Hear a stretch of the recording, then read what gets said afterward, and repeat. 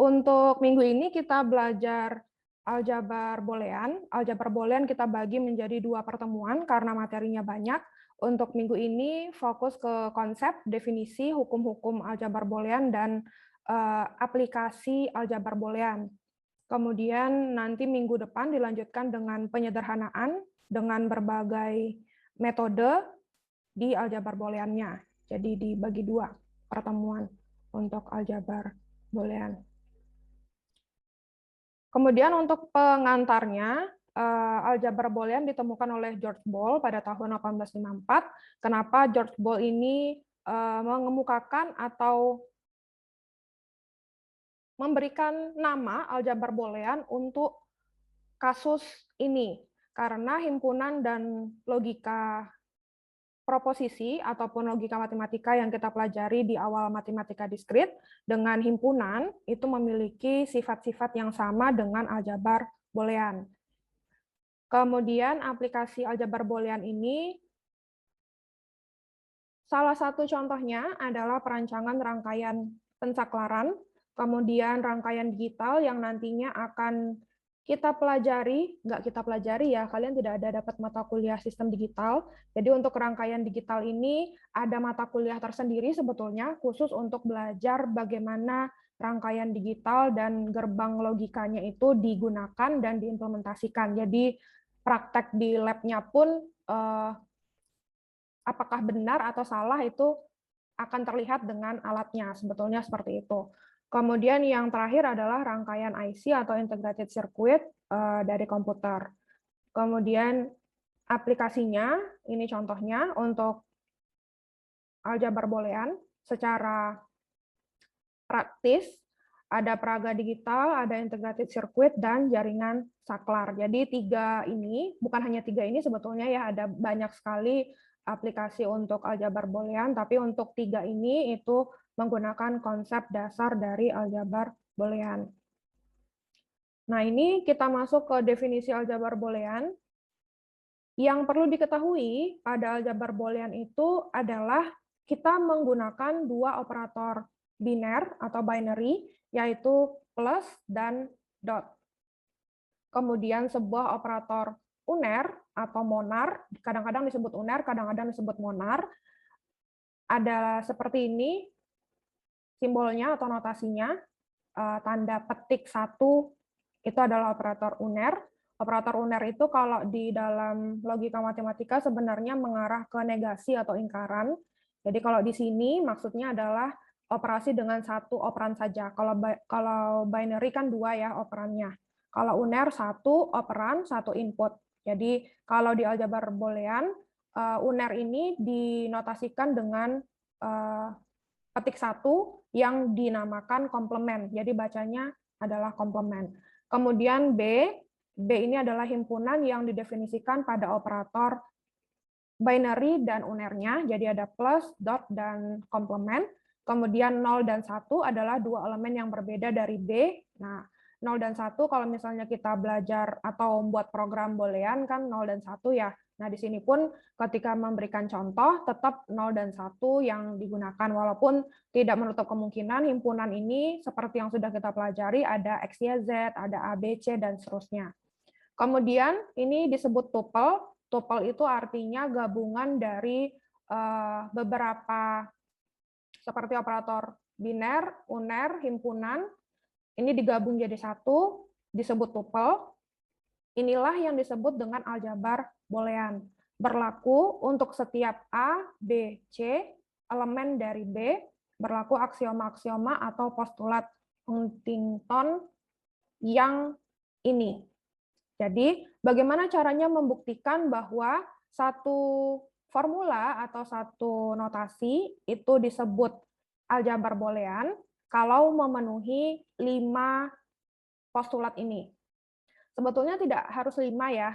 Yang closure ini sebetulnya sudah jelas. Ketika ada satu formula atau satu equation ya, itu diminta membuktikan closure pasti terpenuhi. Karena closure kan cuma A plus B elemen B, A dot B elemen B. Yang perlu dibuktikan khususnya adalah yang poin 2 sampai 5. Jadi identitas, komutatif, distributif, dan komplement. Kalau semuanya terpenuhi, maka termasuk aljabar boolean. Nah, untuk postulatnya, asumsi yang menjadi pangkal dalil yang dianggap benar tanpa perlu membuktikan. Jadi, kalau misalnya sudah terbukti, identitas benar atau terbukti, seperti biasa ya, kalau kita membuktikan, komutatif juga begitu, benar terbukti, distributif benar terbukti, komplement benar terbukti. Ketika sudah terpenuhi 4 kondisi yang utama, boleh dimasukkan klausur, boleh tidak, tapi yang utama yang 2-5, maka termasuk ke dalam aljabar boolean sesuai dengan definisinya. Kita lihat contohnya nanti. Yang perlu diingat, untuk mempunyai sebuah aljabar boolean harus diperlihatkan yang pertama elemen-elemen himpunan B, yang kedua kaidah operasi untuk operator biner, plus dan dot, dan operator uner atau monar, yaitu komplement, dan yang terakhir adalah memenuhi postulat Huntington, yang mulai dari identitas sampai komplement. Boleh pakai closure, boleh tidak. Untuk aljabar boolean 2 nilai, misalkan di sini dianggap B punya anggota himpunan 0 dan 1. Kemudian kita punya operator biner plus dan dot, punya operator uner komplement. Kaidah untuk operator biner dan operator uner atau monarnya adalah, nah ini ingat kembali dengan tabel kebenaran yang kita pelajari pada logika matematika ataupun proposisi. Jadi, cara membuktikannya yang termasuk kaidah operator biner dan uner seperti ini. AB, A dot B, AB, A plus B, A komplement. Jadi, A komplement tadi sudah saya sampaikan ya, kalau uner itu sebetulnya negasi atau ingkaran. Jadi, ketika diberikan nilai 0,1, maka ingkarannya, yaitu 1, 0. Sedangkan untuk A plus B dan A dot B, ini seperti ini. 0, 0, 0, 0, 1, 0, 1, 0, 0, 1, 1, 1. Sedangkan untuk A plus B, 0, 0, 0, 0, 1, 1, 1, 0, 1, 1, 1, 1. Apakah memenuhi postulat Huntington yang nantinya bisa kita kategorikan bahwa aljabar ini atau persamaan ini adalah sebuah aljabar boolean. Nah, memenuhi 5 definisi utama dari postulatnya, jadi harus dites atau diuji satu-satu. Klausur, ini yang saya sampaikan tadi, karena kalau kita punya seperti ini, kita minta untuk diuji, apakah memenuhi postulatnya atau tidak, maka untuk klausur jelas berlaku karena A plus B, elemen B, A dot B, elemen B. Kemudian kita coba untuk yang identitas. Jelas berlaku karena dari tabel kita lihat bahwa, dari tabel ini ya, tabel kebenaran untuk aljabar boolean, 0 plus 1 sama dengan 1 plus 0 sama dengan 1. Kemudian 1.0 sama dengan 0.1 sama dengan 0. Ini dari mana angka-angkanya? Dari sini. A plus 0 sama dengan A, A.1 sama dengan A. Jadi, equation ataupun formula yang ada pada definisi ini, itu kita gunakan untuk membuktikan. Biasanya yang paling cepat caranya kan memang kalau ada angka, dimasukkan angkanya ke dalam equation-nya, kemudian dicari. Kalau hasilnya memenuhi, maka berlaku atau terbukti. Kalau tidak, maka tidak memenuhi atau tidak berlaku. Kemudian komutatif, sama, lihat tadi rumusnya, jelas berlaku dengan melihat simetri tabel operator biner. Kemudian distributif, seperti ini, A dot B plus C sama dengan A dot B plus A dot C. Cara membuktikannya tentu pakai tabel kebenaran. A dot B plus C, apakah hasilnya sama dengan A dot B plus A dot C. Ditunjukkan dengan tabel kebenaran untuk aljabar boolean, jadi nilainya tidak true false atau benar salah, tapi 0101 seperti konsep boolean. Seperti ini, setelah kita dapatkan A dot B plus C dan A dot B plus A dot C itu hasilnya sama. Bisa dilihat ya, ini sama, ini sama. Jadi ini sudah sama, maka konsep distributif untuk poin pertama itu sudah terpenuhi. Kemudian untuk hukum distributif A plus B dot C sama dengan A plus B dot A plus C. Ini caranya juga sama. Dibuatkan tabel kebenaran seperti ini. Kemudian dilihat apakah sama atau berbeda. Kalau sama berarti terbukti, kalau tidak maka tidak terbukti. Kemudian yang terakhir komplement juga sama. Lihat ada A plus A komplement sama dengan 1. Kemudian yang kedua ada A dot A sama dengan 0. Kemudian kita masukkan angka untuk memudahkan. 0 plus 0 komplement. 0 komplement 1. 0 maka tetap 0. Seperti di sini ya. Ini acuannya. Maka kita tes. Hasilnya 1 untuk yang pertama, yang kedua hasilnya 0. Maka komplement juga terbukti. Maka kesimpulannya, karena kelima postulat terpenuhi, ada 5 ya, walaupun yang closure boleh ikut, boleh tidak. Kalau misalnya closure diikutkan, maka ada 5. Kalau tidak diikutkan, maka hanya 4. Postulat Huntington terpenuhi, maka terbukti bahwa B, anggota elemennya 0,1, bersama-sama dengan operator biner, plus dan dot, operator komplement. Ini merupakan aljabar boolean. Kira-kira begitu. Tidak terlalu rumit, jadi memang hanya yang penting tahu rumusnya ini, kemudian diberikan satu himpunan bersama dengan operator biner, monar, dan dicari closure, identitas, komutatif, distributif, dan komplemennya. Kita coba untuk latihan dulu sebelum kita pindah ke subtopik yang lain.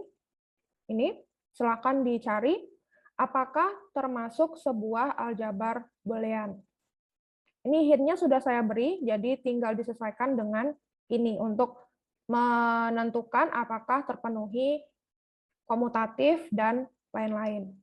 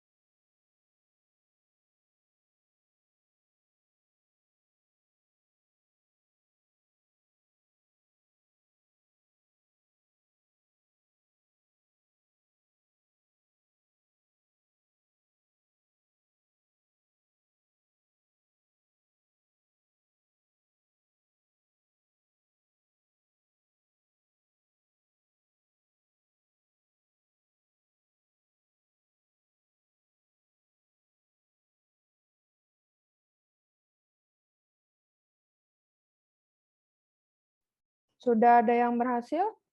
Apakah aljabar boolean atau tidak?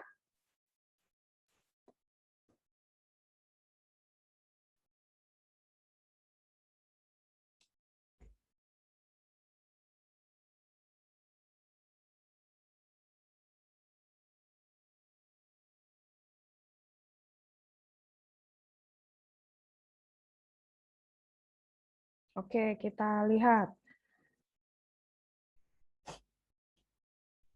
Untuk identitas, jadi di sini saya tidak pakai closure karena closure sudah pasti yang diminta hanya A plus B elemen B, A dot B elemen B, maka pasti untuk anggota himpunan B ini yang dimasukkan ke dalam operasi. Jadi saya langsung yang pertama untuk menentukan apakah dia aljabar boolean berdasarkan postulatnya adalah identitas. Identitas A plus 1 sama dengan KPK, A,1 sama dengan A. Kemudian yang kedua untuk identitas adalah A.70 sama dengan PBB, A,70 sama dengan A. Kemudian untuk komutatif, yang pertama ada A plus B sama dengan B plus A, sama dengan KPK A, B. Kemudian yang kedua, untuk komutatif, A dot B sama dengan B dot A, sama dengan PBB A, B. Kemudian untuk sifat yang ketiga dari postulatnya yaitu distributif. Ini caranya memang yang paling gampang untuk menyelesaikan sifat distributifnya adalah memasukkan salah satu angka yang ada pada himpunan anggota himpunan B-nya. Di sini saya coba untuk yang pertama ada 10.5 plus 7, PBB 10, KPK 5,7, sama dengan PBB 10,35 sama dengan 5. Kemudian saya coba lagi untuk 10.5 plus 10.7 sama dengan KPK, PBB 10,5, PBB 10,7, KPK 5,1 sama dengan 5. Maka ini hasilnya untuk yang pertama dengan yang kedua sama-sama 5, begitu juga dengan sifat distributif yang kedua. Dengan angka yang sama ketika dicoba, hasilnya 10 dan 10. Juga sama untuk baik yang pertama maupun yang kedua. Kita lihat dari sifat distributifnya. Maka untuk distributif ini juga berlaku. Karena untuk yang pertama, ketika dicoba dengan rumus yang pertama ataupun rumus yang kedua, terbukti hasilnya sama, baik PBB maupun KPK. Kemudian yang kedua, dengan rumus pertama ataupun rumus kedua juga sama terbukti KPK dengan PBB-nya, yaitu 10. Kemudian yang terakhir, komplement. Kita coba juga untuk yang pertama, A plus A komplement sama dengan KPK A,70 per A. Karena tadi sudah kita definisikan ya di awal, sama dengan 70. Kemudian yang kedua, A dot A komplement sama dengan PBB A,70 per A sama dengan 1. Maka ini adalah konklusinya, B plus dot komplement 170 adalah sebuah aljabar boolean. Boleh seperti ini membuat konklusinya atau boleh pakai kata-kata atau narasi seperti contoh sebelumnya. Kemudian kita lanjut ke ekspresi boolean. Tetap yang digunakan adalah B plus dot komplement yang utama. Untuk angka-angka ataupun anggota himpunan dari B-nya itu nanti bisa berbeda-beda. Dalam angka bisa, dalam huruf juga bisa. Ekspresi boolean dalam B plus dot komplement adalah yang pertama, setiap elemen di dalam B, kemudian yang kedua, setiap peubah, yang ketiga adalah jika E1 dan E2 adalah ekspresi boolean, maka E1 plus E2, E1 dot E2, E1 komplement adalah ekspresi boolean. Jadi semua ketika ini ya terpenuhi, B plus dot komplement, ada E1, E2, ekspresi boolean, dimasukkan ke dalam ini aljabar booleannya, maka termasuk ekspresi boolean. Contoh lain untuk ekspresi booleannya 0, 1, A, B, C, A plus B, A dot B, A komplement dot B plus C, A dot B komplement plus A dot B dot C komplement plus B komplement. dan lain-lain. Jadi banyak sekali. Yang penting memenuhi ketentuan untuk ekspresi boolean. Kemudian untuk mengevaluasi ekspresi boolean. Contoh, kita punya A komplement dot B plus C. Ada ketentuan jika nilai A sama dengan 0, B sama dengan 1, C sama dengan 0. Maka hasil evaluasi ekspresi boolean ini, yang di atas ini, adalah, maka cara termudahnya kita masukkan angka-angkanya. A 0 komplement dot B1 plus C-nya 0. Jadi 0 komplement hasilnya 1, 1 tambah 0, 1. 1.1 sama dengan 1. Ini adalah bagaimana caranya contoh kita mengevaluasi ekspresi boolean. Jadi di sini yang perlu diingat kalau plus tetap penjumlahan, bagaimana caranya menjumlahkan. Kalau dot itu sama dengan kali. Jadi dot dan tambah ini kan juga kita pakai ketika kita belajar proposisi ataupun logika matematika. Nah, tetap sama. Karena tadi sifatnya himpunan dan sifatnya logika matematika atau proposisi yang sudah kita pelajari itu menjadi dasar untuk konsep dari aljabar boolean. Kemudian untuk boolean juga bisa ada ekuivalennya atau ekuivalensinya. Bedanya kalau ada ekuivalensi yang dalam 3 tanda ini sama dengannya ada 3. Seperti ini ya. Ada yang menyatakan ekuivalensi, tapi untuk boolean tetap menggunakan tanda sama dengan biasa. Dua ekspresi boolean dikatakan ekivalen jika keduanya mempunyai nilai yang sama untuk setiap pemberian nilai-nilai kepada n peubah. Contohnya seperti ini.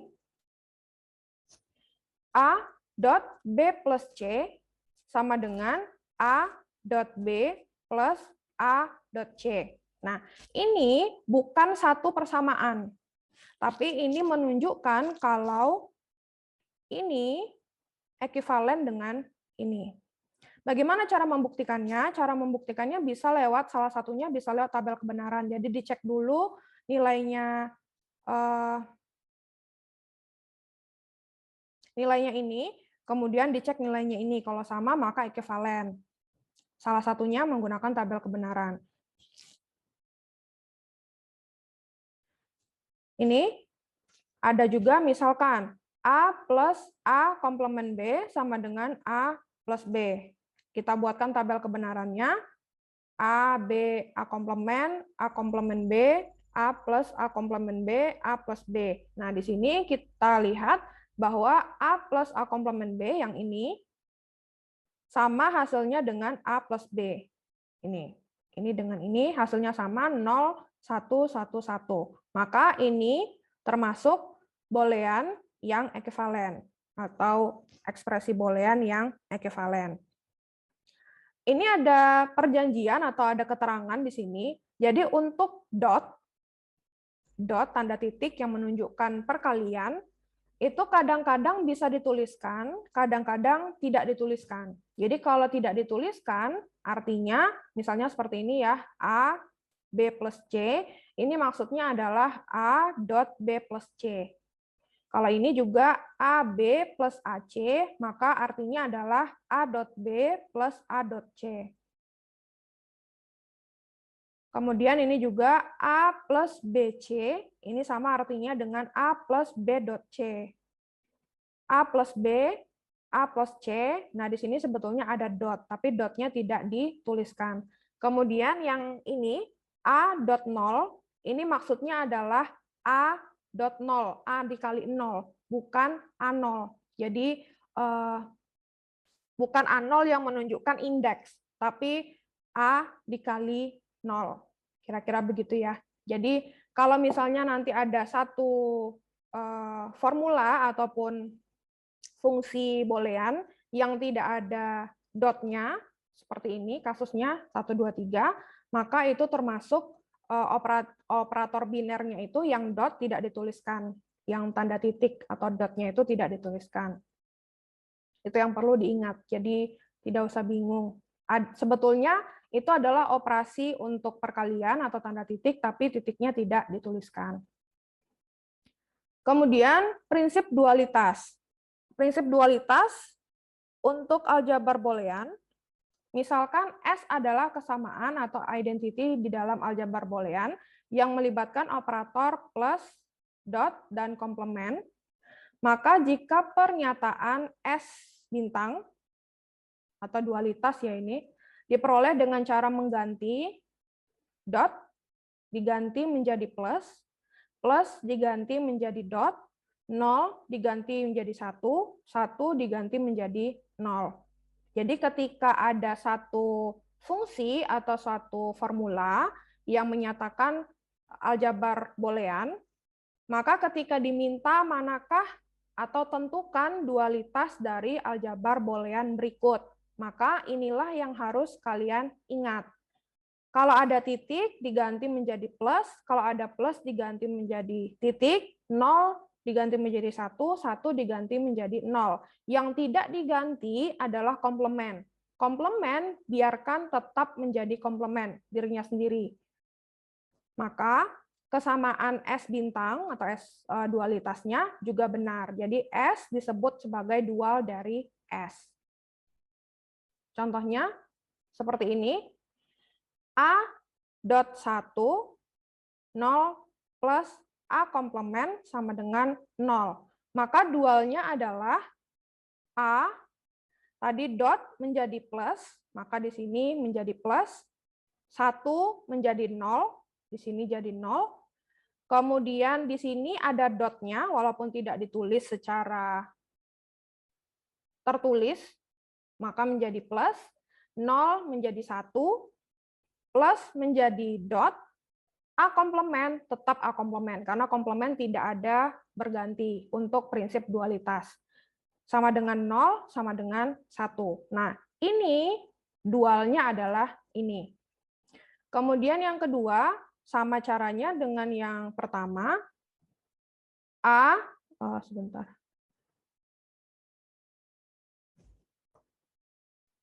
Kok tidak bisa?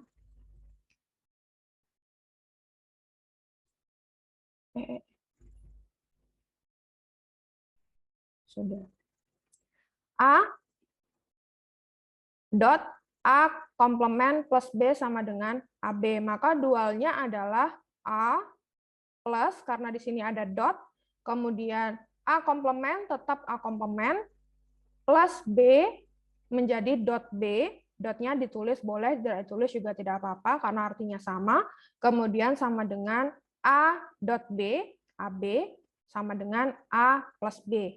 Jadi tidak sulit ya, hanya teliti untuk mengubah plus jadi dot, dot jadi plus, 0, 1, 1, 0, kecuali komplement. Tetap menjadi komplement setelah proses dualitasnya dilakukan. Kita coba latihan. ABC, dualnya apa?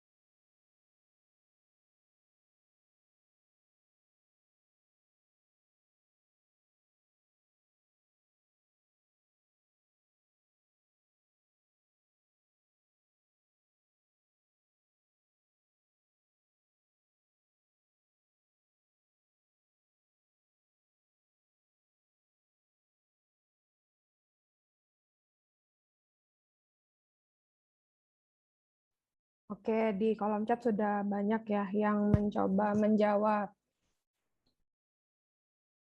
Oke, ada yang sudah menjawab A, B, dan C. Oke, kita lihat.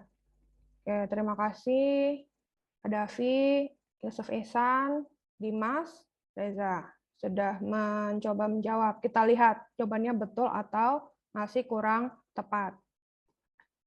Dualitas dari A plus 0 sama dengan A adalah A dot, karena plus berubah menjadi dot, 0 berubah menjadi 1 sama dengan A. Kalau untuk variabel A, X, B, Y, Z itu tidak berubah ya. Yang berubah hanya sesuai dengan konsep atau prinsip dualitas saja. Kemudian yang kedua atau yang B, A plus B, B plus C sama dengan AC plus B. Menjadi dualnya AB, A dot B, karena ini plus jadi dot, kemudian di sini dot menjadi plus, B plus C, B dot C sama dengan AC, A plus C, plus jadi dot, B tetap B. Kemudian yang C, A plus 1, A plus 0 sama dengan A. Menjadi dualitasnya A dot 0, 1 menjadi 0, plus jadi dot, kemudian di sini ada dot, maka menjadi plus, A plus jadi dot, 0 menjadi 1, sama dengan A. Jadi ini ya, untuk yang A, B, C, maka dualitasnya ini,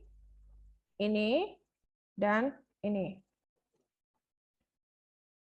Kemudian ada yang disebut dengan hukum aljabar boolean. Ini sama seperti kita belajar aljabar linier ya, ada banyak hukum-hukumnya. Begitu juga dengan aljabar boolean, ada hukum identitas, hukum idempoten, hukum komplement, hukum dominansi, hukum involusi, hukum penyerapan, hukum komutatif, hukum asosiatif, hukum distributif, hukum De Morgan, dan hukum 01.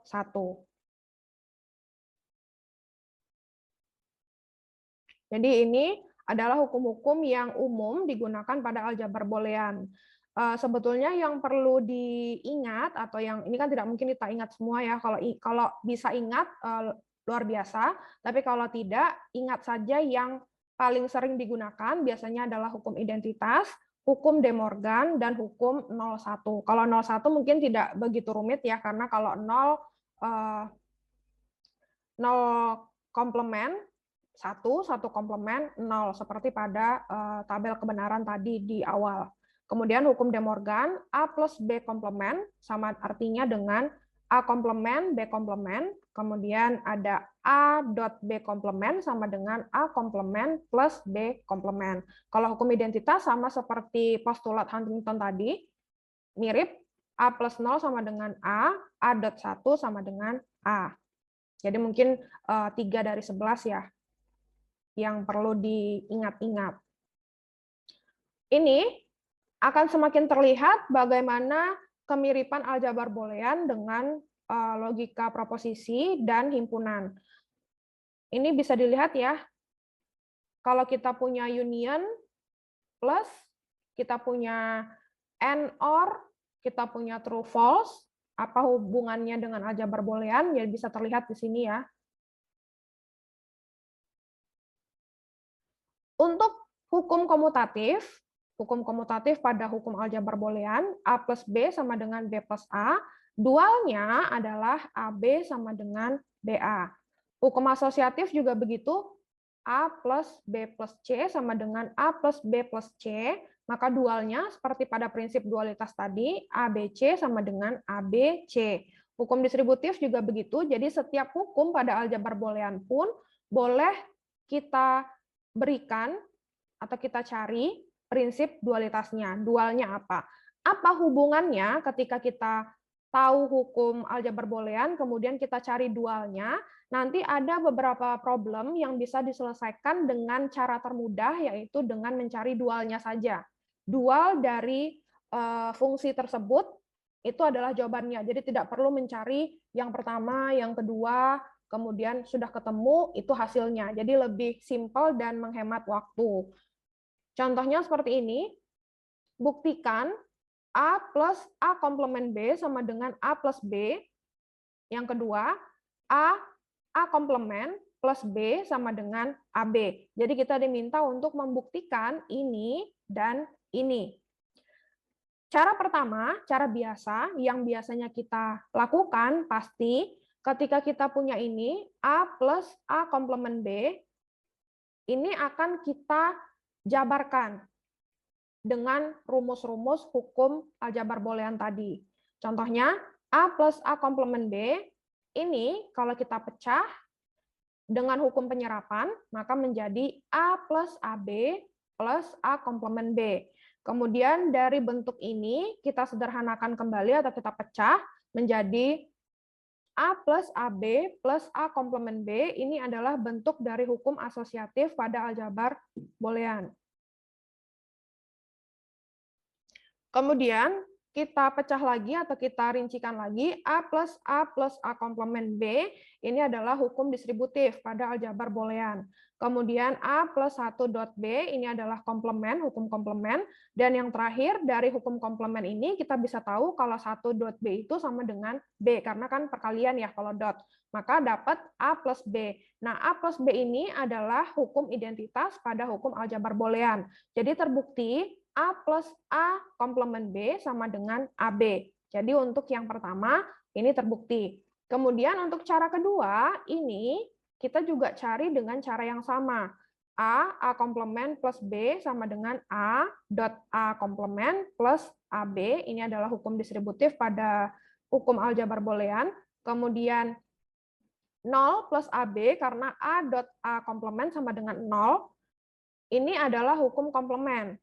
Kemudian dari sini 0 plus AB, maka sama dengan AB. Maka ini sama dengan ini. Juga terbukti untuk yang kedua. Maka jawabannya untuk fungsi yang pertama atau equation yang pertama terbukti, yang kedua juga terbukti. Bagaimana kalau kita menyelesaikan pembuktian ini dengan prinsip dualitas? Caranya seperti ini.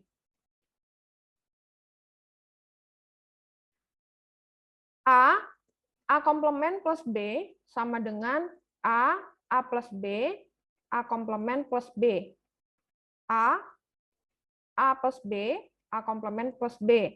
A komplement plus B, A 0 plus B sama dengan AB. Jadi tidak menggunakan cara seperti ini, kita pakai cara dualitasnya, itu juga bisa untuk membuktikan. Jadi tidak perlu menghafal semua rumus ya jatuhnya. Jadi hanya kita hafal salah satu hukumnya, kemudian dari hukum tersebut kita cari dualitasnya.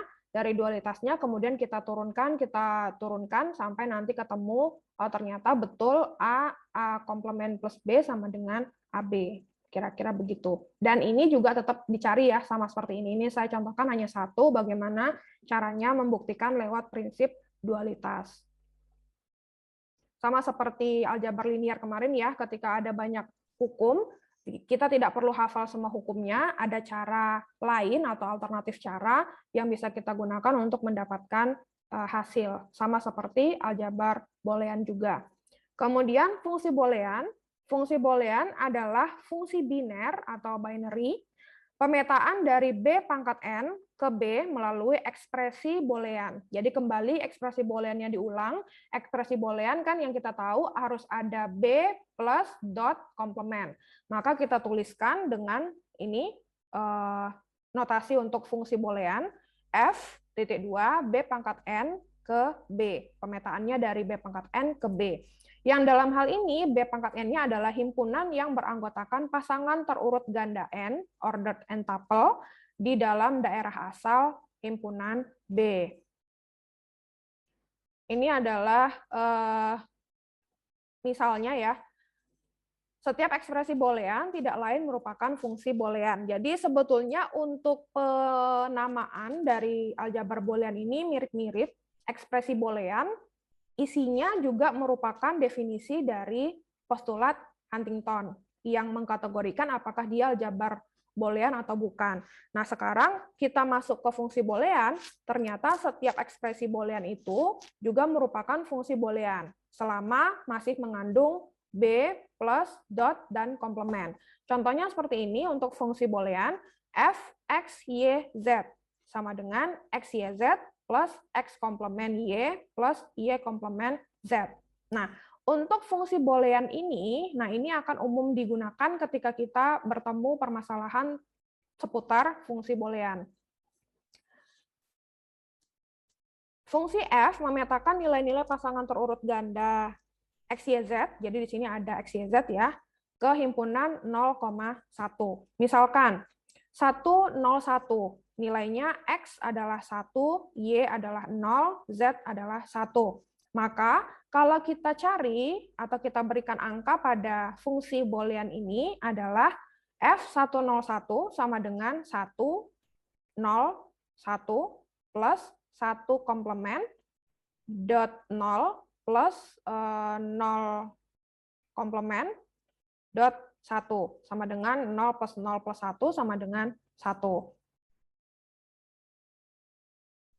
Fungsi boolean yang lain, fx sama dengan x, fx, y, x komplement y plus xy komplement plus y komplement, fxyz, xyz komplement. Ini juga termasuk fungsi-fungsi boolean yang lain, selain dari ini. Setiap peubah di dalam fungsi boolean, termasuk dalam bentuk komplementnya, disebut literal. Jadi kalau ada kata-kata literal muncul pada persoalan atau soal, maka yang dimaksud dengan literal adalah setiap peubah di fungsi boolean yang dimiliki oleh soal tersebut, itu juga termasuk di dalamnya itu adalah bentuk komplementnya. Itu yang disebut dengan literal. Contohnya, fungsi h, x, y, z sama dengan x, y, z komplement. Ada 3 buah literal di sini, x, y, dan z komplement. Jadi tidak hanya ada 2, x, y, tapi komplementnya juga masuk ke dalam perhitungan ketika diminta berapa buah literal pada fungsi boolean tersebut. Jadi di sini ada x, y, z komplement. Jadi walaupun komplement itu termasuk operator uner atau monar yang menunjukkan ingkaran atau negasi, hanya ada satu operan dan satu input, tapi ketika kita belajar ekspresi boolean dan fungsi boolean, komplement itu tetap harus diikutkan. Walaupun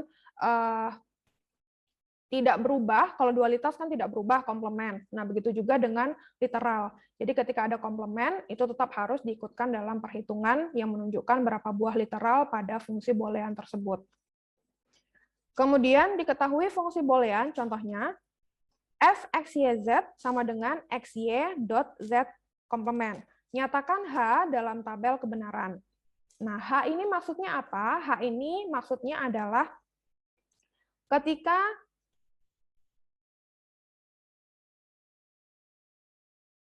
kita belajar fungsi boolean, dan nanti setelah fungsi boolean ini ada lagi yang kita pelajari nanti berkaitan dengan SOP dan POS. H itu biasanya menunjukkan kalau misalnya ada fungsi F, maka hasilnya adalah H. Kalau dalam penjumlahan dan perkalian boolean, H itu menunjukkan penjumlahan. Kalau untuk perkaliannya nanti untuk variabelnya adalah I. Jadi kira-kira ini diminta fungsi booleannya diketahui, kemudian nyatakan H dalam tabel kebenaran. Maka langsung kita buatkan tabel kebenaran seperti bentuk tabel kebenaran yang sudah kita temui di slide-slide sebelumnya, yang mirip dengan logika matematika proposisi, seperti ini, X, Y, Z. Kemudian kita butuh Z komplement, kemudian kita cari XY dot Z komplement. Maka dapatlah hasil ini. Ini tidak harus 4 seperti ini ya. Kalau ingin dijabarkan Z komplement, kemudian XY, X dot Y, kemudian baru X dot Y dot Z komplement, itu juga boleh. Kemudian latihan soal. Berapakah hasilnya? Ada F, X, Y, Z, dan G, X, Y, Z. Berapakah H dalam tabel kebenaran?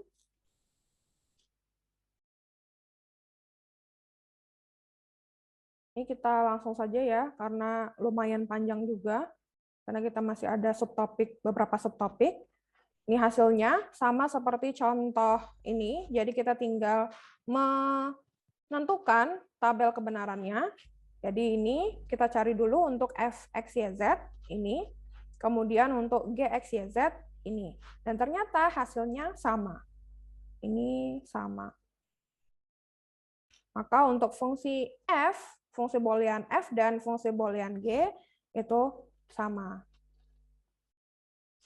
Kemudian penjumlahan dan perkalian dua fungsi boolean. Misalkan f dan g adalah dua fungsi boolean dengan n peubah, maka penjumlahan f plus g didefinisikan sebagai ini rumusnya. F plus G dot X1 plus X2 plus sampai Xn sama dengan F X1 plus X2 sampai F Xn plus G, karena ini kita penjumlahan. Kalau perkalian F dot G, maka seperti ini, F dot G X1 plus X2 plus Xn sama dengan F X1 plus X2 sampai Xn, G X1 plus X2 sampai Xn. Jadi ini adalah dot. Kalau ini plus. Itu saja bedanya. Ini juga plus, ini dot. Kalau ini sama ya, ini juga, ini sama-sama dotnya. Contohnya, misalkan fx, y sama dengan xy komplement tambah y dan gxy sama dengan x komplement plus y komplement, maka hasil penjumlahan hxy dan hasil perkalian ixy adalah, maka tinggal kita gunakan rumus ini untuk bagaimana penjumlahan dua fungsi boolean dan bagaimana perkalian dua fungsi boolean. Hasilnya adalah hxy, maka f plus g, maka kita jumlahkan ya, xy komplement plus y ditambah x komplement plus y komplement. Kalau kita sederhanakan, boleh seperti ini jawabannya. Kalau mau disederhanakan, mau lebih sederhana, maka kita bisa sederhanakan xy komplement plus x komplement, karena ini ya, ini bisa ditarik ke depan. Kemudian y plus y komplement, karena y plus y komplement ini kita tahu sama dengan 1, maka x y komplement plus x komplement plus 1 ini sama dengan x y komplement plus x komplement. Karena kan plus ya. Jadi yang satunya bisa diabaikan. Kemudian i x, y sama dengan f dot g. Maka x y komplement plus y dot x komplement plus y komplement. Jadi ini adalah hasil untuk perkalian dua buah fungsi boolean. Ini adalah hasil penjumlahan untuk dua buah fungsi boolean. Kemudian komplement fungsi boolean. Cara kita mencari komplement fungsi boolean ini ada dua cara. Yang pertama dengan cara hukum De Morgan, karena tadi kita tahu ya ada hukum aljabar boolean itu ada hukum De Morgan. Cara yang kedua bisa dengan menggunakan prinsip dualitas. Cara kita mencari dengan menggunakan hukum De Morgan untuk komplement fungsi boolean seperti ini. X1 plus X2 komplement sama dengan X1 komplement X2 komplement. Dualnya adalah X1 dot X2 komplement sama dengan X1 komplement plus X2 komplement. Jadi ini ya dualnya ini. Misalkan kita punya fungsi X, Y, Z, X, Y komplement, Z komplement plus YZ, maka komplement fungsi booleannya adalah seperti ini penulisannya, F komplement X, Y, Z. Ini artinya kita harus mencari komplement dari fungsi boolean X, Y, Z berikut. Maka kita jabarkan, X ini tentu juga harus dikomplementkan. X, Y komplement, Z komplement, plus YZ, kemudian ini kita tutup kurung, komplement. Kemudian komplementnya kalau mau kita buka tanda kurungnya menjadi X komplement, karena ini X komplement, plus Y komplement, Z komplement, plus YZ, kemudian ada kurung, komplement, kemudian X komplement, plus Y komplement, Z komplement, komplement, dot YZ komplement.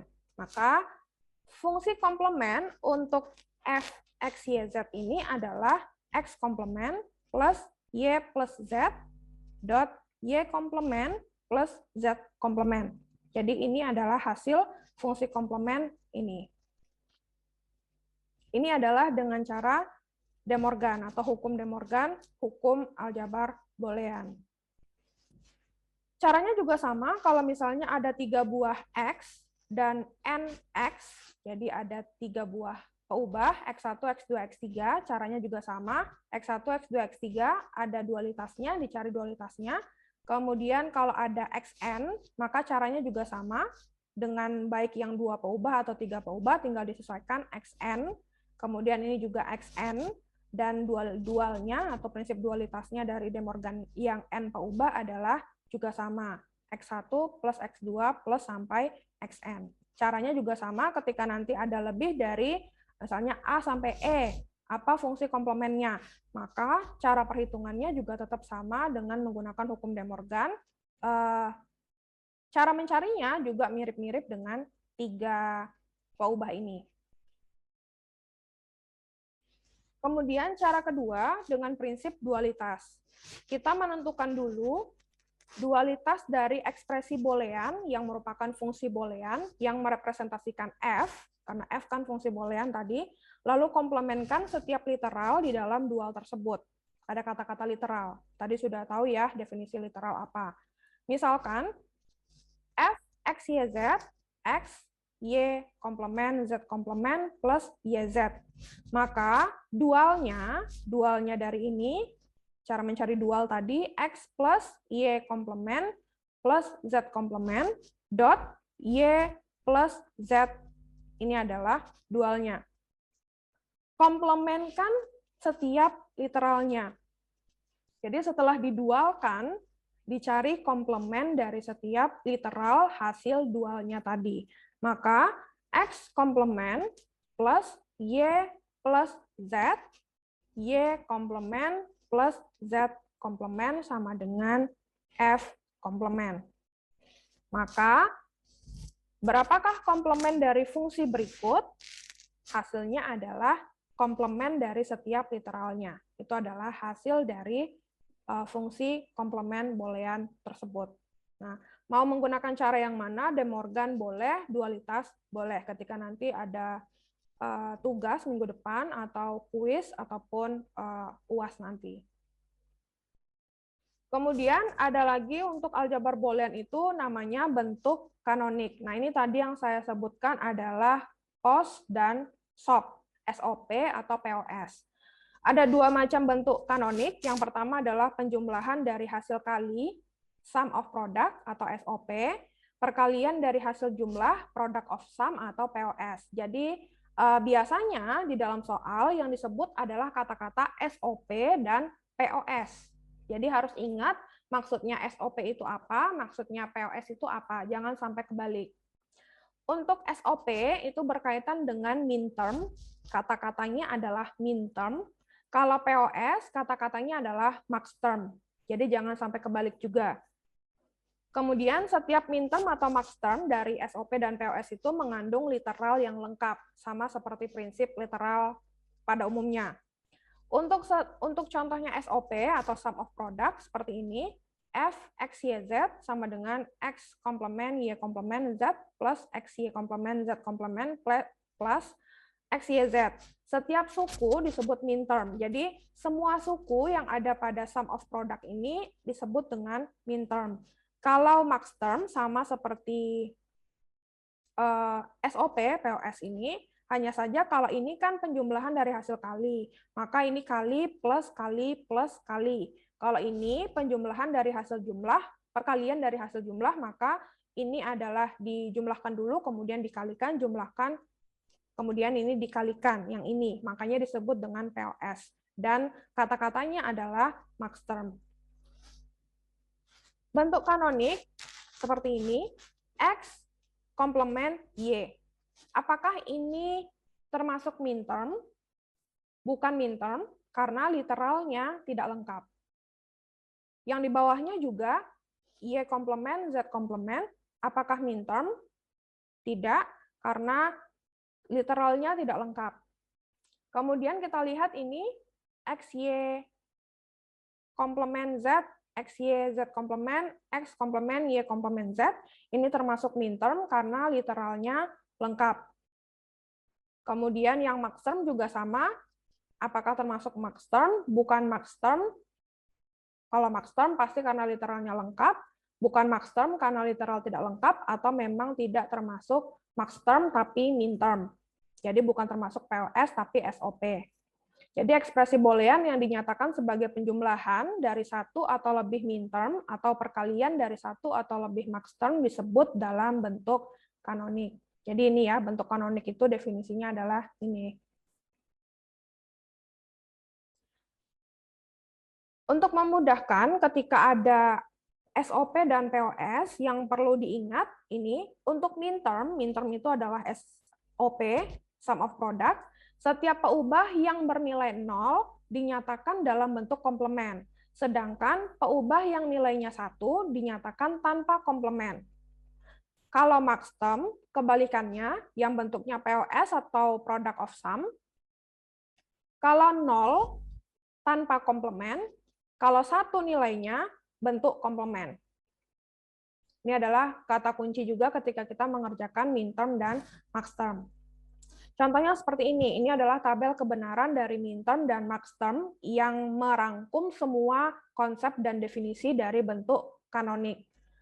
Ini ada XY 00, 01, 10, 11, kemudian ini adalah sukunya, ini adalah lambangnya. Kemudian untuk max-term, ini adalah sukunya, ini adalah lambangnya. Jadi yang membedakan min-term dengan max-term pada lambang, yang satu menggunakan huruf kapital, yang satu menggunakan huruf kecil. Untuk suku jelas berbeda ya, karena yang satu perkalian, yang satu penjumlahan. Kemudian ini juga sama, kalau misalnya dia ada 3 peubah, X, Y, Z, juga sama, hanya M0 sampai M7, karena ini lebih banyak ya, sama seperti tabel kebenaran pada logika proposisi. Ini hanya 0 sampai 3, ini 0 sampai 7.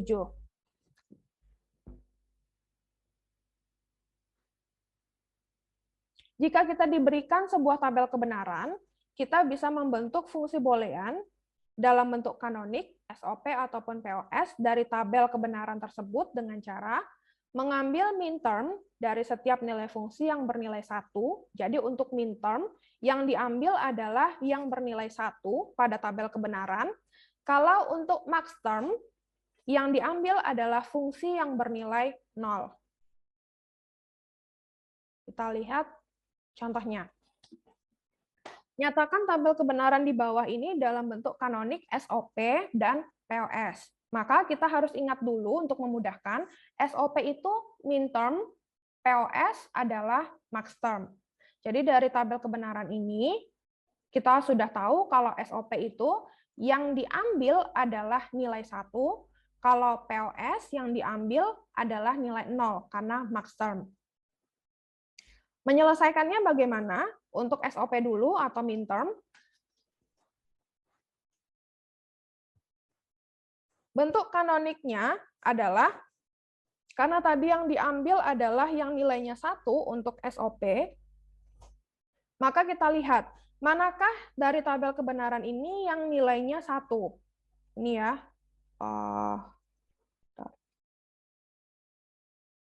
Ini. Ini kalau untuk min-term dari 0 ya. Ini sampai 7. Jadi yang nilainya 1 adalah M1, M4, M7. Selainnya adalah max-term atau POS.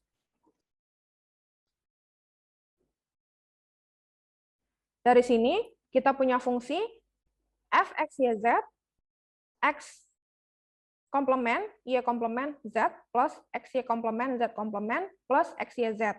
Dengan menggunakan lambang min-term, kita bisa menuliskan f x y z sama dengan M1 plus M4 plus M7. Di sini ya, 1, 4, 7, seperti yang saya sudah jelaskan tadi. Maka bisa dituliskan menjadi bentuk seperti ini. Sigma dalam kurung 1,4,7 tutup kurung. Nah, ini adalah cara penulisan dari minterm atau SOP, bentuk kanoniknya adalah ini. Bagaimana dengan POS? Karena kita tahu yang diambil adalah nilai 0 pada max term, maka seluruh yang nilainya 0 pada tabel kebenaran ini kita buatkan mirip dengan SOP tadi. Seperti ini, ya. Maka M0, M2, M3, M5, M6 dituliskan menjadi seperti ini. Bukan sigma ya, kalau sigma untuk SOP, kalau untuk POS ini yang bentukannya seperti Pi nih. Pi atau bukan ini ya? Ini sepertinya Pi. Pi dalam kurung 0,2,3,5,6. Nah, ini adalah hasil pada tabel kebenaran ini. Makanya tadi ketika pertanyaannya nyatakan tabel kebenaran di bawah ini dalam bentuk kanonik SOP dan POS, kita harus tahu dulu SOP itu yang diambil berapa, POS yang diambil yang angka berapa, kemudian kita kaitkan dengan M lambangnya, yang ini, lambangnya. Nah, untuk suku, itu cara menuliskannya seperti ini, karena ini M1, M4, M7 yang diambil, maka ketika fungsi f, x, y, z, ini yang diambil adalah sukunya. Jadi dari M1, M4, M7, oh yang ini ya, M1, M4, M7, maka x, y, z, kalau minterm, x, y, komplement z komplement, dan x, y, z. Kalau misalnya max term, selain dari 147, maka yang dituliskan adalah ini 2, 3, 5, 6. Kira-kira begitu untuk membentuk kanonik dari fungsi aljabar Boolean. Ini adalah latihan, kita coba ya, satu soal untuk bentuk kanonik, min term dan max term. Nyatakan fungsi Boolean x, y, z, x plus y komplement z dalam bentuk kanonik, SOP, dan POS. Silahkan dicari dulu, saya beri waktu mungkin 5-10 menit.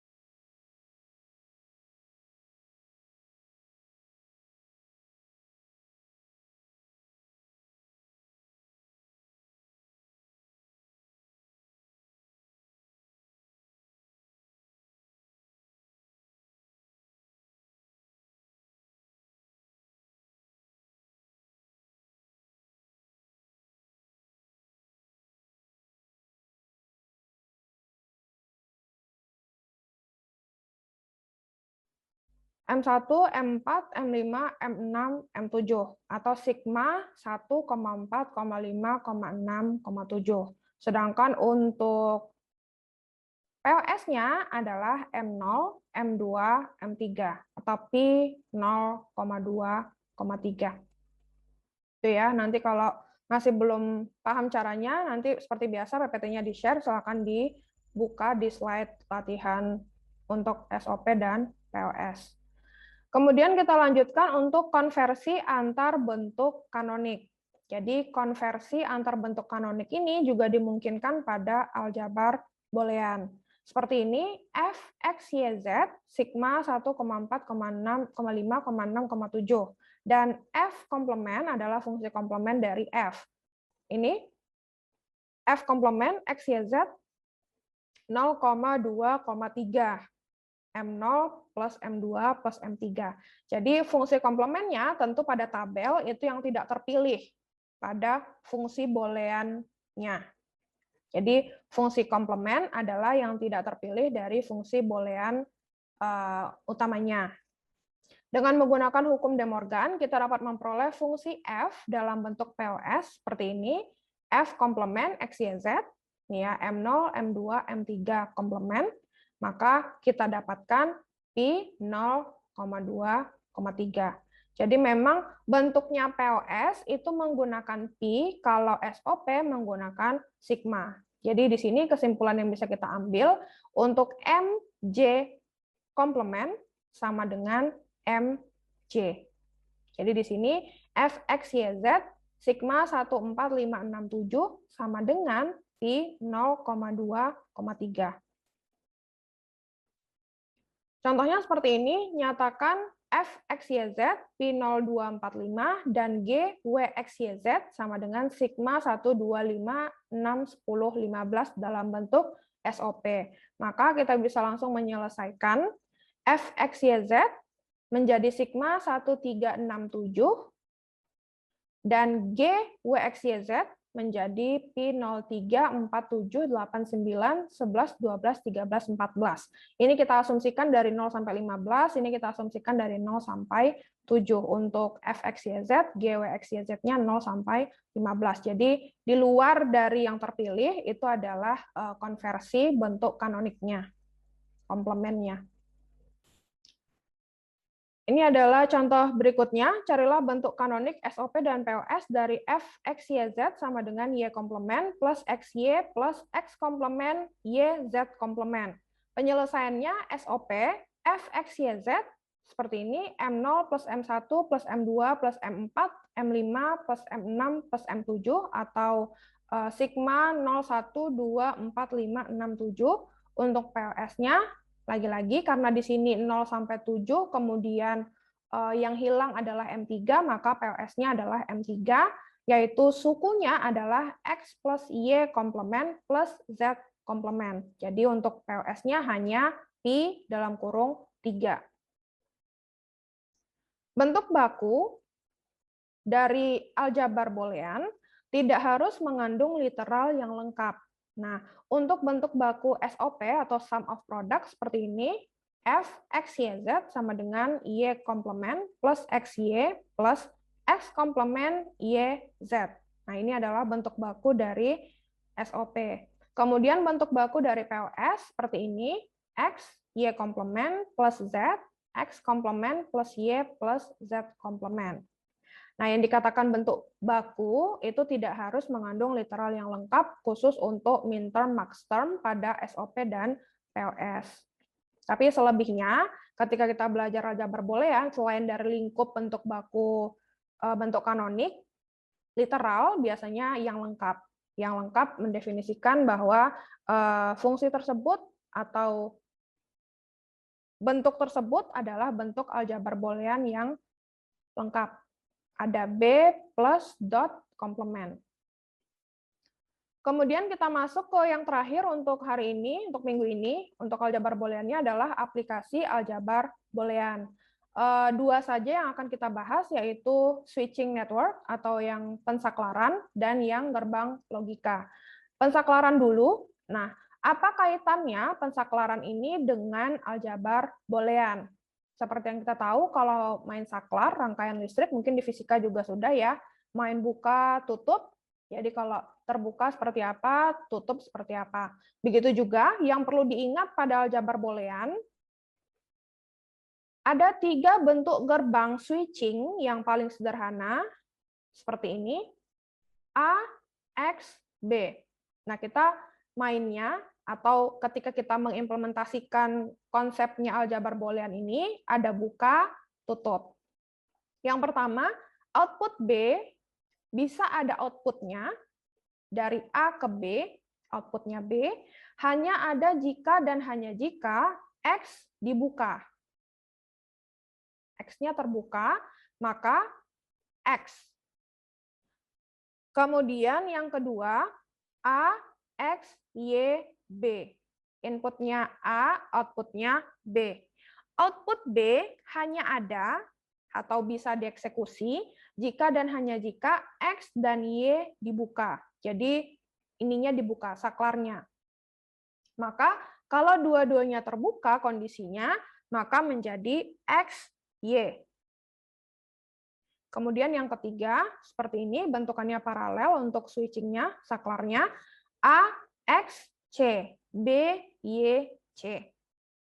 Outputnya C, inputannya ada A dan B, karena bentuknya paralel ya, bukan serial atau sequence. Output C hanya ada jika dan hanya jika X atau Y dibuka, seperti ini, menjadi X plus Y.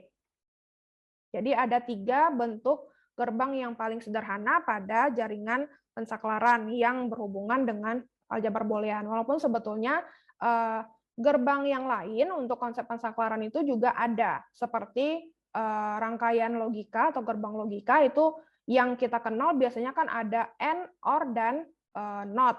Nah, ada juga beberapa tambahan gerbang lain seperti NAND dan sebagainya. Jadi begitu juga dengan jaringan pensaklaran yang perlu diketahui, terutama pada matematika diskrit adalah yang 3 ini, walaupun ketika nanti kalian belajar rangkaian listrik, RL, dan seterusnya di semester atas, untuk 3 ini bisa menjadi 9, 12, dan seterusnya, tergantung dari implementasi dan studi kasusnya.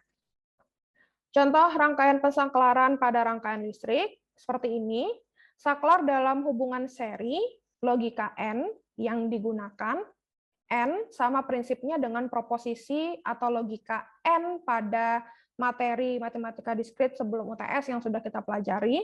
Begitu juga dengan yang kedua, paralel. Paralel adalah logika OR. Karena kalau seri, itu konsepnya ketika satu dieksekusi, baru bisa mengeksekusi yang lain. Kalau paralel, dieksekusi dua-duanya dalam waktu yang bersamaan, nggak apa-apa. Boleh. Jadi konsepnya sudah berbeda ya, makanya kalau seri itu N, paralel itu OR. Jadi OR ini artinya salah satu, N kan dua-duanya. Nah, kalau seri itu N, paralel, OR. Nah, konsepnya seperti ini, jadi switchingnya di sini, N, A, B, jadi saklarnya terbuka dua-duanya, baru kemudian lampunya nanti menyala atau mati, seperti itu ya. Kemudian kalau paralel, bentukannya seperti ini, rangkaiannya. Jadi A, B, ini adalah hubungan paralel saklarnya, logikanya adalah OR. Implementasi OR sama dengan konsep logika proposisi matematika yang sudah kita pelajari. Kemudian yang kedua, untuk aplikasi aljabar boolean yang nantinya digunakan adalah rangkaian logika. Ada AND, OR, dan NOT. 3 yang utama. X, Y, kemudian gerbangnya seperti ini. Ini gerbangnya, ini adalah gerbang N. Penulisannya XY menjadi X.Y atau XY. Kalau gerbang OR, XY, bentuk gerbangnya seperti ini, X plus Y, outputnya, yang penjumlahan. Kemudian untuk NOT, X, seperti ini bentuk gerbangnya, gerbang logikanya, ini adalah keluarannya, X komplement. Ya, ini seperti ingkaran atau negasi ya, jadi X masuk, keluarnya adalah X komplement atau X negasi atau ingkaran. Namanya disebut juga inverter. Selain dari gerbang 3 ini, seperti yang saya sampaikan tadi, juga ada beberapa gerbang yang lain. Kita lihat dulu contohnya ya, bagaimana caranya ketika ada soal, kemudian bagaimana tunjukkan dalam bentuk rangkaian logika. Kalau rangkaian logika pertanyaannya, maka yang akan kita gunakan adalah ini, bukan pensaklaran atau switching. Cara pertama di sini ada f x y z x y plus x komplement y. Nah, ini harus kita ingat-ingat karena setiap dot dan plus dan komplement itu gerbang logikanya berbeda sesuai dengan 3 rangkaian logika yang utama ini. Jadi kita tuliskan XY plus X komplement Y. Maka bentuk gerbangnya seperti ini. X dan Y yang pertama, yang ini, adalah X dot Y. Maka yang kita gunakan adalah N. Seperti ini ya. XY, XY, ini adalah N. Kemudian ada X komplement.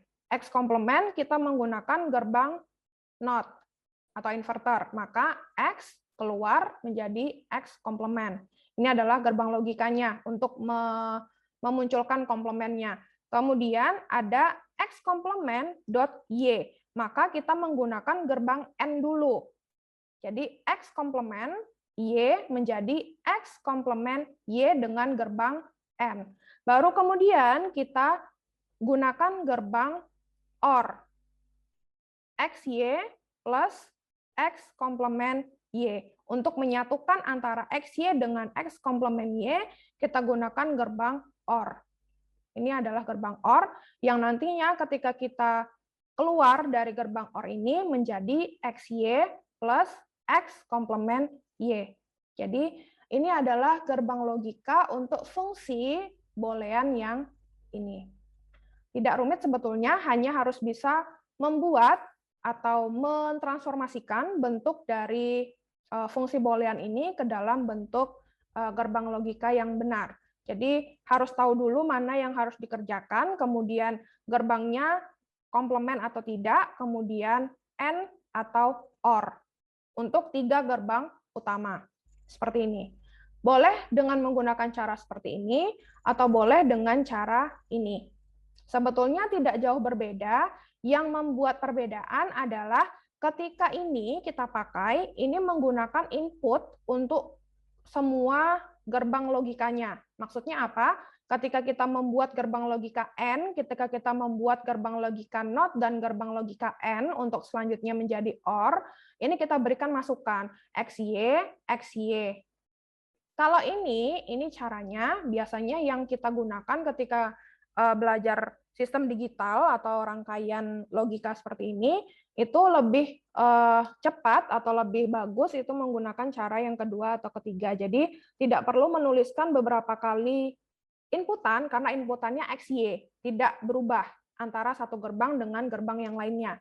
Jadi inputannya tetap XY, bisa kita gunakan cara seperti ini untuk mendefinisikan inputannya, bisa kita gunakan cara seperti ini untuk mendefinisikan inputannya. Apakah sama cara kedua dengan cara ketiga ini dengan cara pertama? Sama, hanya saja kita menuliskan atau menggambarkan bagaimana inputannya itu yang berbeda. Jadi tetap gerbangnya itu tetap menggunakan N, OR, dan NOT atau inverter. Kira-kira begitu perbedaannya. Jadi tidak berbeda cara membuat gerbangnya, tapi yang berbeda adalah bagaimana menggambarkan inputan pada gerbang tersebut. Jadi ininya yang membuat berbeda.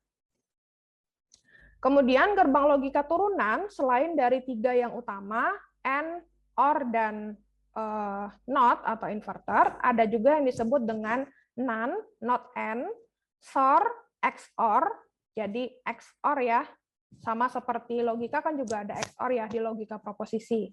NOR, not OR, XNOR. Jadi 4 ini merupakan gerbang logika turunan. Dan gambarnya pun, gambar gerbangnya juga berbeda. Nah, untuk menggambarkan gerbang ini sebetulnya ada tools-nya. Jadi ketika kalian nanti mau mencoba apakah jalan rangkaian logika saya ini atau tidak, itu bisa ada hardware-nya, ada software-nya. Kalau hardware-nya saya lupa ya, karena sudah lama saya belajar sistem digital waktu S1, kalau saya tidak salah di lab itu ada, dan kalau salah itu berbunyi dan nyentrum. Kemudian kalau software, itu nanti mungkin akan kita pelajari untuk yang mengambil mata kuliah pilihan proses mining cerdas untuk otomasi proses bisnis. Jadi ini akan dipakai utamanya untuk implementasi bagaimana log-log perusahaan itu nanti akan digenerate menggunakan gerbang logika ini. Jadi setiap gerbang logika itu nanti menghasilkan proses bisnis yang berbeda di perusahaan. Jadi di perusahaan ketika membuat SOP atau standar operating procedure itu nanti berbeda. Bagaimana caranya perusahaan itu menggambarkan apakah eksekusi proses ini boleh bersamaan atau boleh harus selesai dulu salah satu baru bisa lanjut ke proses berikutnya, itu akan berbeda tergantung dari gambar SOP yang nantinya di dalam gambar SOP itu ada gerbang logikanya. Kira-kira begitu bentuk implementasi lanjutan atau sungguhan yang diimplementasikan oleh perusahaan. Kira-kira begitu. Salah satunya bisa menggunakan YOL aplikasinya. Nama aplikasinya tidak hanya YOL, ada beberapa aplikasi lain untuk mengimplementasikan gerbang logika ini. Ini juga gerbang logika turunan yang ekuivalen atau yang artinya sama ketika digambarkan yang ini dengan ini itu sama. Ini dengan ini itu sama maknanya. Ini dengan ini juga sama. Jadi ketika ada soal minta untuk menggambarkan gerbang logika dari suatu fungsi, itu ada berbagai macam cara ya sebetulnya. Kalau misalnya kalian melakukan operasi fungsinya terlebih dahulu, biasanya nanti hasilnya akan berbeda dengan yang langsung menggambarkan ke gerbang logikanya. Jadi kalau gerbang logikanya langsung digambarkan, itu kan akan mencerminkan fungsi asli dari soalnya. Tapi kalau fungsinya dioperasikan dulu, bisa jadi ketika fungsinya dioperasikan kan ada prinsip dualitas. Ketemu dualitas, kemudian nanti akan berubah dot jadi plus, plus jadi dot, 01, 10, dan seterusnya akan berubah. Makanya ketika gerbang logikanya dibuat, akan mengalami perubahan gerbang, tapi intinya tetap sama, ini dengan ini. Seperti itu kira-kira untuk gerbang logika. Nah, ini adalah transistor untuk gerbang logika. Ini saya tidak yakin ya ini dipelajari di mana selain rangkaian listrik. Kalau untuk saklar tadi kan di rangkaian listrik, dan rangkaian listrik kalau tidak salah di semester besok ya.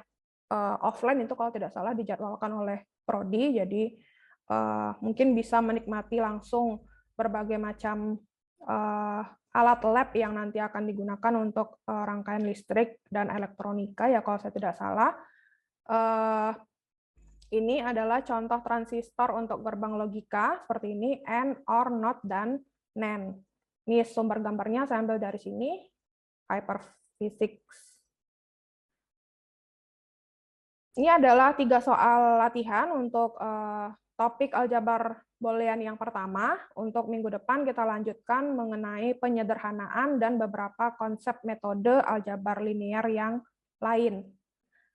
3 soal ini silahkan dikerjakan. Jadi besok sebelum kita masuk pada pertemuan aljabar boolean part 2 yang kedua, kita coba dulu untuk 3 soal ini. Bagaimana jawabannya, bagaimana cara pengerjaannya. Jadi tidak usah dikumpulkan.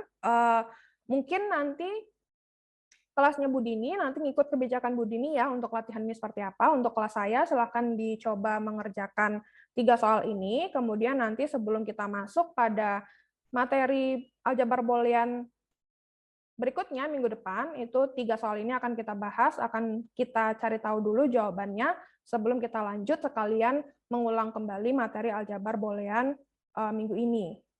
Kalau mungkin ada yang lupa atau itu sudah tidak ingat begitu ya, menguap, masih bisa dikembalikan ingatannya karena minggu depan karena masih aljabar boolean, jadi masih ada beberapa prinsip ataupun konsep yang masih dipakai dari aljabar boolean minggu ini. Kira-kira itu tidak sulit ya, ini SOP dan POS tadi sudah dijelaskan, kemudian implementasi fungsi ini Ini adalah bentuk sederhana dari SOP. Ketika SOP kita ketahui, dari suku itu kan bisa kelihatan. 0 dan 6 ini apa sukunya. Kemudian nanti digambarkan dengan gerbang NAND, not N. Tadi sudah ada ya, gerbang NAND itu seperti apa, silahkan digambarkan. Kemudian yang ketiga, rangkaian logika yang menerima 2 bit dan menghasilkan keluaran berupa kuadrat dari masukan, contohnya 11, 3 dalam desimal, maka keluarannya adalah 9 dalam sistem desimal. Jadi kalau ini maksudnya apa? Ketika kita belajar boolean sistem digital, sayangnya tidak dapat ya ini mata kuliah sistem digital. Jadi untuk boolean ke sistem desimal yang biasa, 11 itu adalah 1001. Buatkan rangkaian logikanya seperti apa? 11, 3 dalam sistem desimal, 9 dalam sistem desimal untuk keluarannya. Jadi ini silahkan dicoba dulu seperti apa penyelesaiannya menurut kalian masing-masing. Nanti minggu depan sebelum kita masuk ke materi akan kita bahas untuk nomor 3 ini. Bagaimana cara kalian menyelesaikan soal untuk nomor 3. Karena nomor 1 dan nomor 2 kan sudah ada ya, contohnya juga sudah ada, sudah pasti bisa mengerjakan. Yang nomor 3 silahkan dicoba untuk diselesaikan terlebih dahulu. Kira-kira itu yang akan kita pelajari minggu depan. Kita lanjut ke peta Karnoff dan metode Quine-McCluskey. Jadi ini adalah subtopik materi terakhir untuk aljabar boolean. Kemudian minggu depan selain belajar ini juga ada tugas ya, seperti di kontrak kuliah. Untuk minggu ini sampai di situ dulu ya. Mulai dari prinsip aljabar boolean, dualitas, kemudian ekuivalensi fungsi boolean, kanonik, dan aplikasi gerbang logika ataupun switching network. Ya, tutup kelasnya. Assalamualaikum warahmatullahi wabarakatuh.